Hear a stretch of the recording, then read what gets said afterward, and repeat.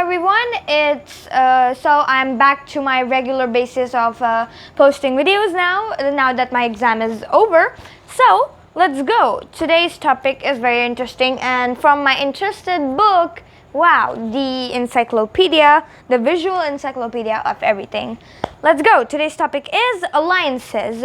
Well, did you know that all over the world, certain people or certain nations form a group that can be the symbol of like spreading peace. So, and they call it alliances. It's practically a union, and that they call an alliance. So there are many alliances all over the world, and we know about some of them. So let's try to know about the others.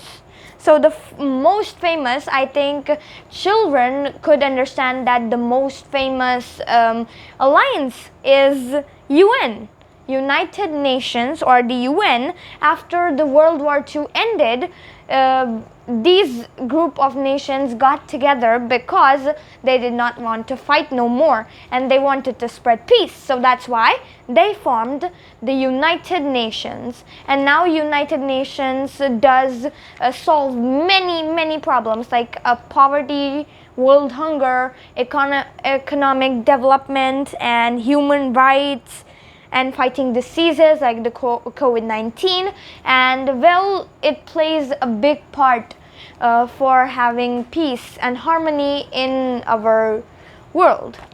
So that's why we thank UN, the United Nations. Then we have the Interpol, established in 1923.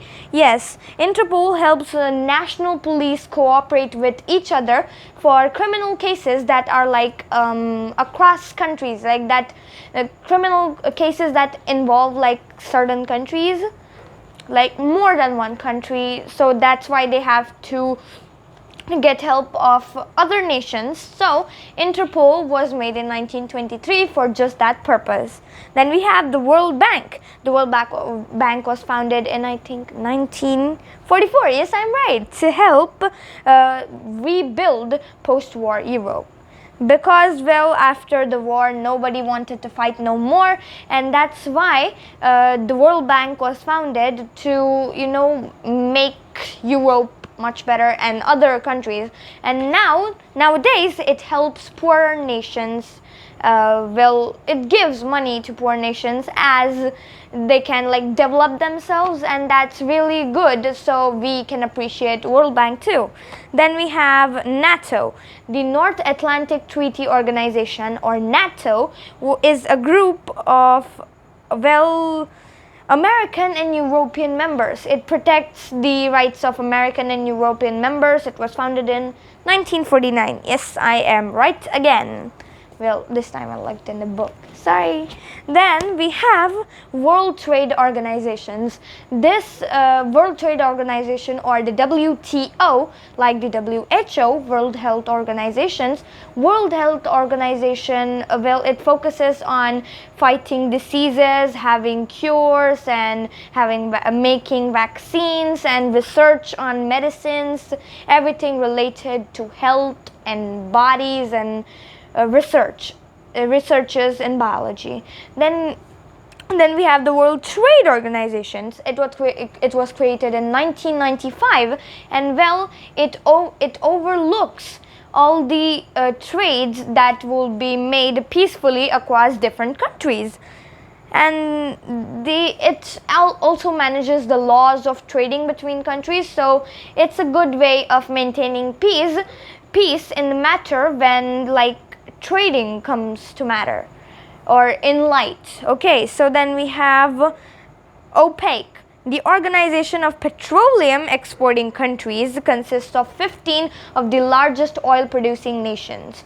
This organization overlooks the fact that that oil is getting constantly like exported to different countries, because oil has very much important uses in every person's, like every humanity's daily lives. Then we have OIC. In 1969, many of the Islamic countries decided to make this organization called the OIC, named the Organization of Islamic Cooperation, and now at today's date it has 57 member nations, and its main motive is to protect Islamic rights. Then we have La Francophonie. This one is very hard. It took me like 5 minutes to learn how to pronounce this before I could start the video. Well, about 220 million people speak French worldwide, not just in France. You'll be shocked about that. So not just in France, there are other people in other countries of other like regions of the world where people speak French, and that is why to celebrate this organization was made, so it spreads the language of France, the French. Then we have the EU. The European Union was created in 1993 to ensure that goods, services, finance, and labor could move freely between the member nations of that organization called EU, like European Union. Then we have CIS. We have after the communist Soviet Union collapsed in the 1991, well, countries were just so tired after all the World War II and all the other fightings, and there were quarrels between countries that they couldn't take it no more, and then they decided to form all these kinds of alliances to ensure that peace and harmony would be maintained across the world. So leaders of the new republics formed this organization called the Commonwealth of Independent States, CIS, to its 12 states coordinate with each other. So it's better that way too. Then we have Latin Union. This was dissolved in 2012, but before that Latin language was so promoted in the Latin Union.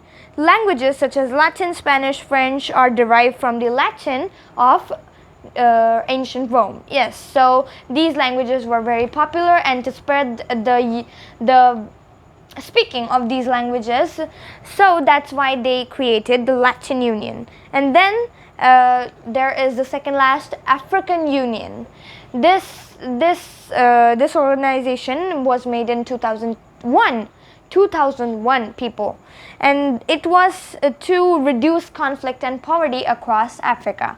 So this one was pretty helpful too for the African nations. Then we have the last one for today's video, ASEAN, Asian, as you can pronounce it, but you could probably get the wrong idea, so that's why I wanted to spell it out.